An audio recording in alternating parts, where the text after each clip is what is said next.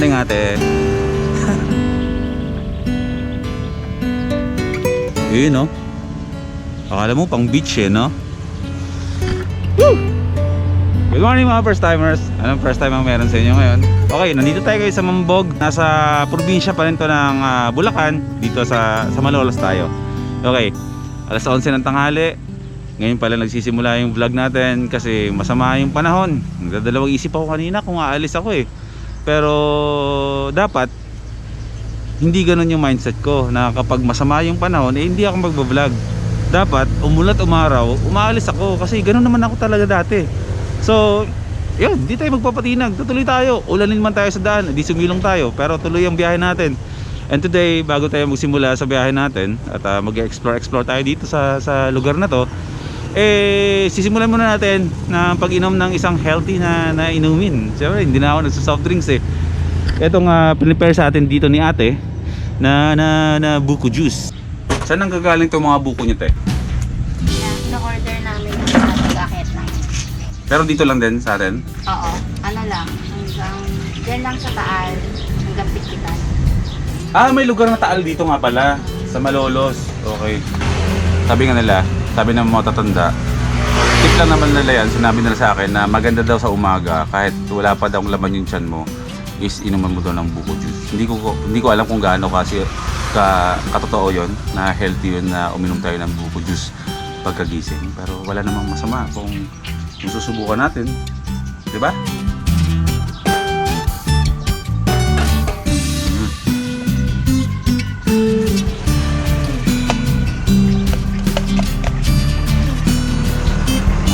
Bibigyan ko kayo ng tip kung paano gumawa ng kutsara. Kung wala kayong kutsara, pwedeng mag-produce na ng kutsara dito mismo sa buko na to. Ito niya.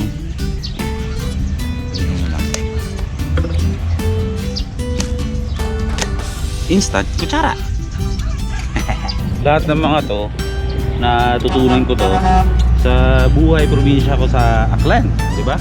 Sabi ko nga sa inyo, lumaki ako sa Aklan. So doon ako sa mga lugar na manyunyog, kaya ayun, mga ganitong bagay eh natutunan ko to yung mga ganitong para-paraan ako sa. Anong tawag natin sa ganito, te? Yung anong klaseng tawag sa ganitong nyog? Malauhog. Okay. Malauhog pag dito sa atin sa Luzon. Ang tawag sa amin dito sa Aklan, sa Visayas, butong. Tapos yung kasunod dito na medyo matigas-tigas, ang tawag sa amin naman doon ay gahin. Gahin. Tapos yung kulay brown na, anong tawag doon? Anong tawag dito sa atin noon? Yung kulay itim na, te? Yung kulay itim na nyog na, yung natutuyo na. Tama, nyog. Teka lang, bibili na rin pala ako nun. Bibili na rin ako ng ano mo. Yung itong turon. Turong ano ba yan? Saging. Turong saging. Okay. Anong pangalan mo, ate? Ana. Hello, Ana. Ayun, si ate Ana. Titinda. Ito talaga yung hanap buhay mo araw-araw? Nung nag-lockdown. So, bago lang to. Dati dito kami nakapwesto. Tapos may mga damitan. Dyan sa lupa na yan. Itong bakante dyan.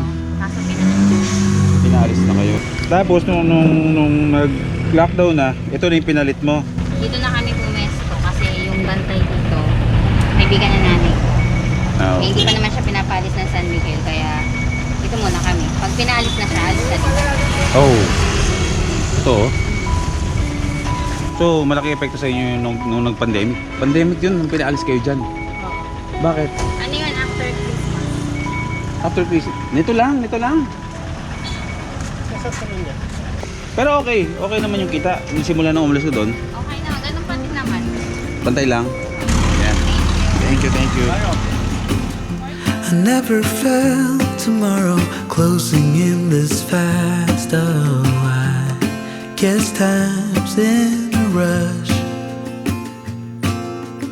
Leaves are falling down, but at least they grow back.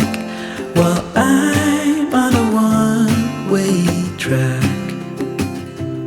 Now I know. Ate, thank you. Bye. Good luck sa pag-abroad mo ulit. Bye-bye. Biyahe na tayo. Tuloy tayo sa pupunta natin hindi natin alam. Hindi ko nga pala kanina na sama sa usapan namin na si Ate Hana nag-abroad din pala talaga siya. Malipat-lipat siya ng mga lugar sa Middle East. Nag-Saudi siya. Parang ngayon yata mag-Abu Dhabi siya. Tapos galing din siya ng Dubai. So and kung napapanood mo to, ate, good luck sa panibagong ventures ng buhay mo. Kahit lang tayo.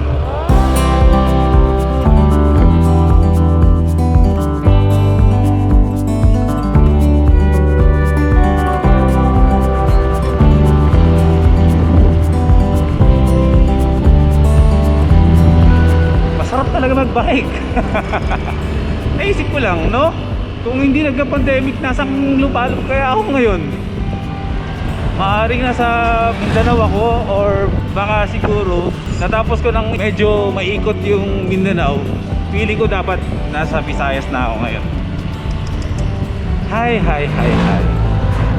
Kaya tayo mga first timers, huwag muna tayo mag-daydream at pandemic pa.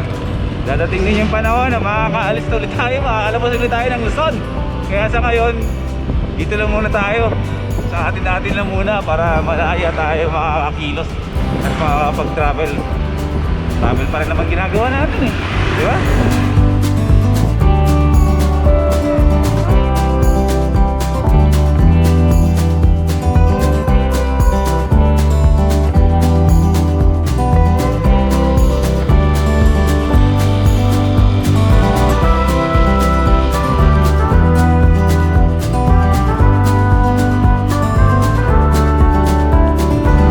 Tatay, oh, fixed gear.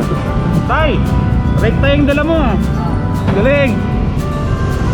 Ang tanda na ni tatay, naka fixed gear pa. Habang may dala-dalang bangus.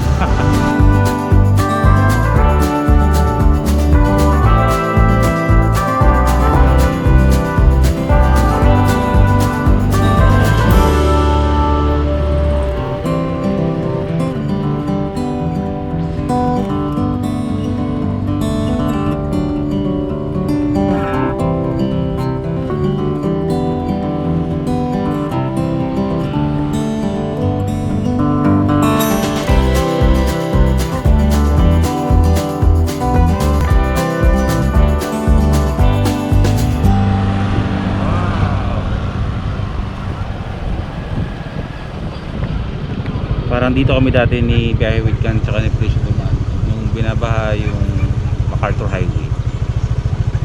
Bulacan. Tay, marami na huli?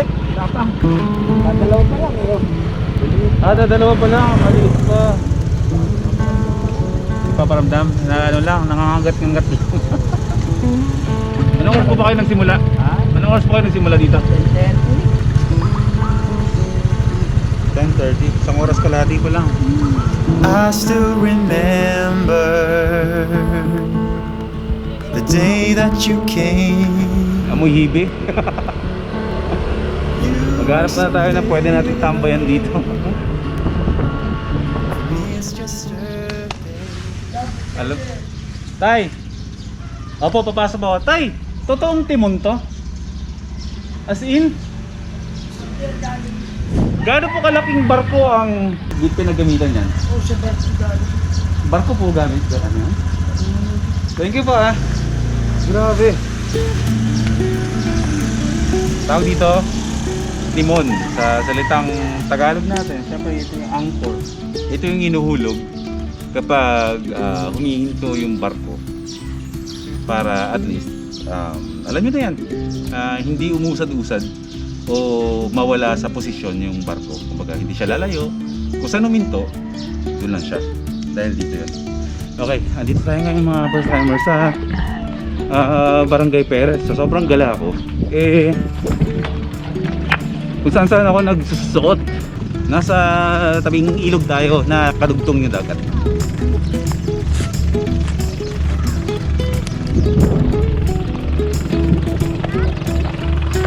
Kaya nangangamoy ng mga hipon-hipon dito. Siyempre kasi ang hanap buhay ng mga tao dito ay pangingisda. Yun lang naman ang pinaka-main na hanap buhay ng mga tao sa karamihan sa Malabon, sa Nabotas, sa Hagonoy, sa Paumbong, yung mga ganyan lugar dito sa Bulacan. Yan ang mga kadalasang pinagkukunan nila na pinagkakakitaan para sa, syempre, sa pangkabuhayan, parang gano'n. Oh! Pwede ba umakyat dyan? Pwede ba dito?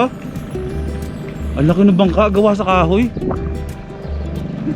Hindi siya gawa sa fiber eh, kahoy.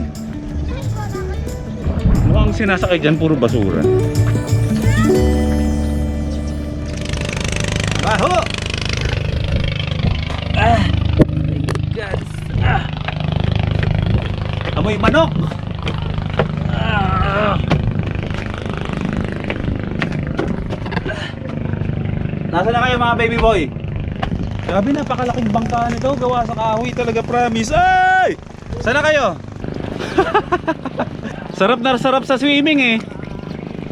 Sa inyo po to tayo? Dito? Sa inyo to?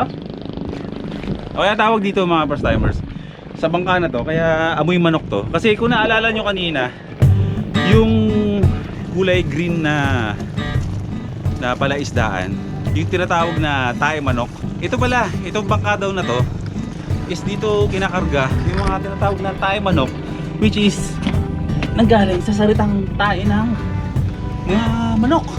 Kung saan malamang punong-puno na tayo to kasi amoy tayo dito, di ba? Eh, ito yung dinadala sa mga palaisdaan. Pinapatuyo yung, kapag yun nga, sabi ko nga kanina, kapag natuyo yung palaisdaan, nilalagyan ng tayo manok, then lalagyan ng tubig, tapos mag-green, which is yung mga lumot ay kakainin ng mga isda. Basta mo? Saan kayo galing? Palaisdaan. Ah, palaisdaan? Tapos na po kayo? O break time lang? Ah, tapos na? Ano pong ginawa nyo doon? Natambak. Hindi pong sumagawa pilapin. Ah, okay. Di ba ang division? Takot. Ayun. Alam natin yan, pilapin. Dagger po. Boy, first time. O sige po, subscribe po kayo. Matutuwa po kayo. Araw-araw ako may upload. Ayan o, ako na. Tapos na eh. Buhay palaisdaan. Diba? Minsan, alam niyo yun, meron akong satisfaction sa mga ganito. Yung mga nakikipag-usap sa mga lokal, yung mga nakikipag-communicate ako sa mga tao na hindi ko kilala.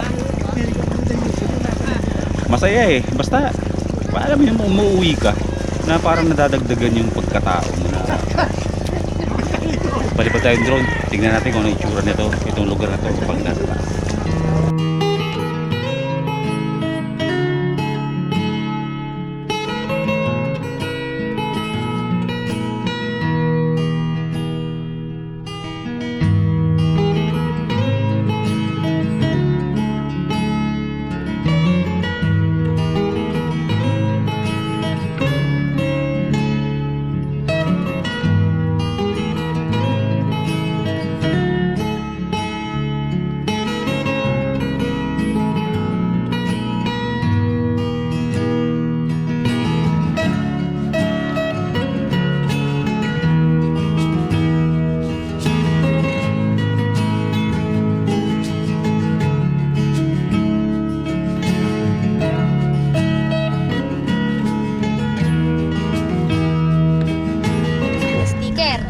Sino isa? Malagay nga Oh, meron pa. Sino pa yung wala?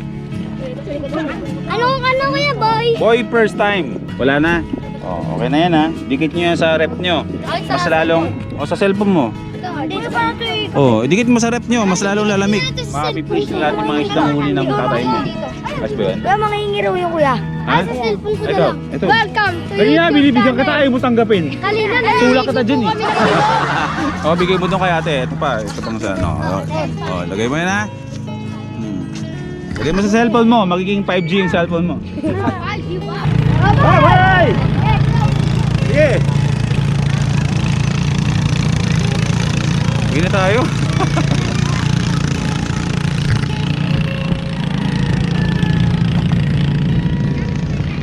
Bye-bye!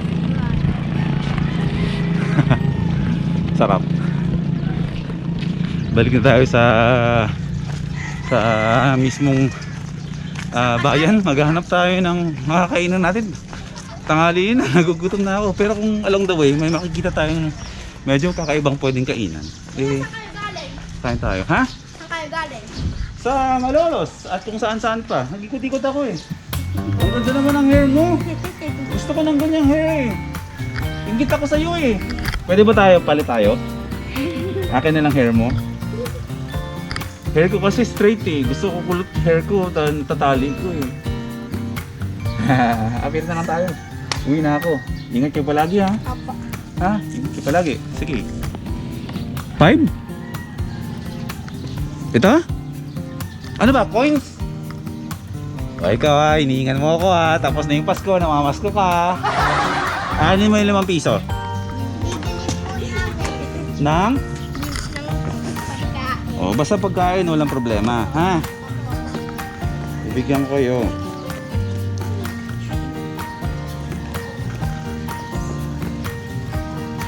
Ito na. Maghati-hati kayong tatlo ha. Hoy, teka lang, hindi pa kayo nagta-thank you. Babawiin ko yan. Oh, dapat pag binibigyan, mag-thank you ha. Oh. Sa mga batang to. Tuwang-tuwa. I don't know what will happen to me. Will I be remembered in a century? Or will I be forgotten like dust in the wind? Or the Naniniwala ako sa kasabihan na kung gusto mo maging masaya yung buhay mo, hindi mo kaya mag-isa yun. Kailangan mo makibagay sa iba. O kailangan mo makihalo sa buhay ng iba para yung buhay mo maging masaya. will I be washed away like that?